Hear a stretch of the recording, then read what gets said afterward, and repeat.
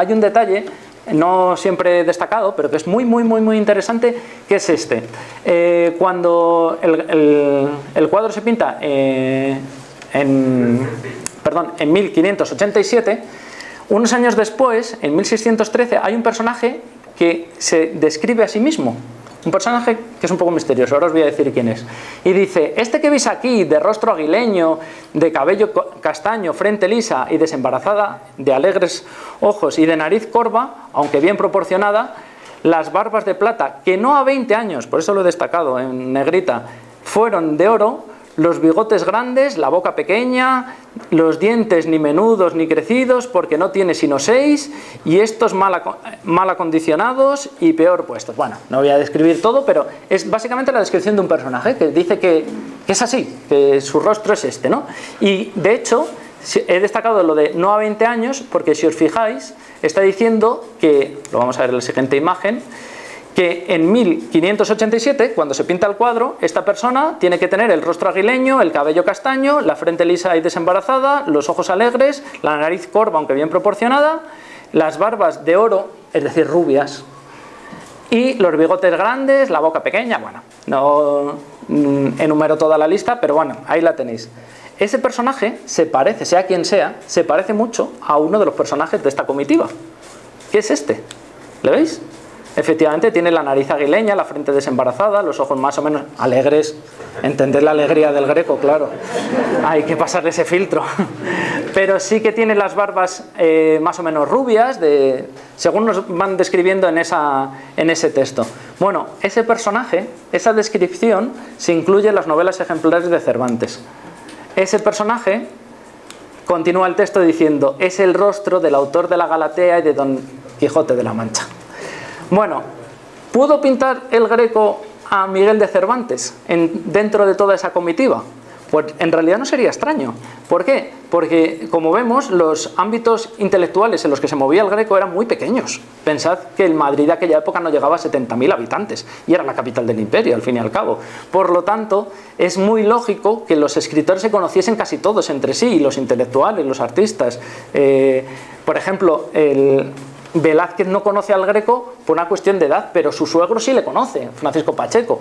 Es decir, que es posible que se conociesen, pero claro, si antes hablábamos o exigíamos cierto rigor histórico y pruebas documentales, hay que aportarlas también. Bueno, lo que sí que es súper claro y súper evidente, algunos de vosotros, como venís a mis clases, lo sabéis, es que este rostro no es Velázquez. Perdón, no es Velázquez, no es Cervantes. Esto es una falsificación. Está en la RAE, y de hecho la RAE tiene, no sé cómo calificarlo, pero en su página web, como son los que manejan el lenguaje, pues se permiten estas cosas, claro. Dicen que es un falso auténtico, un retrato falso auténtico de Cervantes, que no sé cómo se come eso, pero bueno, sabemos quién lo hizo en el siglo XIX y la intentó colar y le pillaron al final. Pero bueno, esto ha seguido así, y es el rostro que vemos en las monedas, en infinidad de libros y todas estas cosas, pero que sepáis claramente que es falso, que no es Cervantes, es una interpretación que se hace de Cervantes a partir de ese texto. Por lo tanto, de ser esto cierto, este sería el único retrato que conservaríamos de Cervantes. Pero claro, ¿cómo demostramos esto? ¿Cómo decimos que este retratado hay pruebas evidentes de que fuese Miguel de Cervantes? Bueno, pues hay una conexión histórica entre el Greco y Cervantes. Para eso nos tendríamos que trasladar aquí, a Esquivias. En Esquivias es donde se casa Miguel de Cervantes. Está viviendo unos años ahí, y de hecho hay algunos vecinos que se apellidan Quijada y cosas así. Parece que algunos nombres, por ejemplo, de los personajes del Quijote los toma de los vecinos de Esquivias.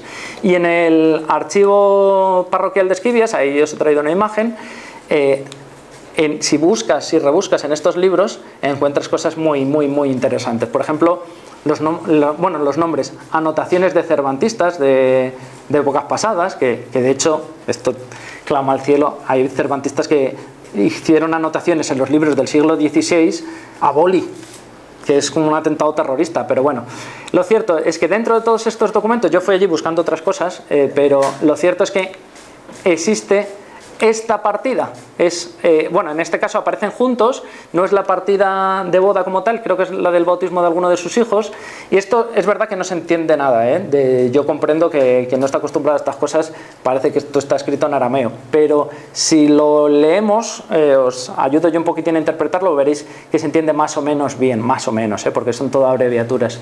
Dice, en el lugar de, a ver, es que desde aquí al trasluz no lo veo, pero bueno, básicamente son partidas de bautismo que siempre dice lo mismo: en el lugar de Esquivias, a día tal, no sé qué, del mes tal, de 1500 y no sé cuántos, yo, el cura propio, fulanito de tal, bauticé al niño, no sé qué, no sé cuántos, van diciendo ahí el nombre. Normalmente esto es el nombre, ¿vale? En este caso es una abreviatura también, pero por ejemplo, veis que aquí aparece Quisada, la J en esa época la transforman en X, pero ahí veis Quijada Salazar, ¿vale?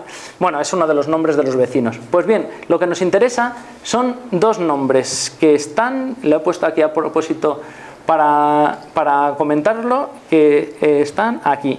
Y doña, aquí se corta, pero os aseguro que pone Elvira, veis que pone aquí, Vira de Ábalos, su mujer. Fueron...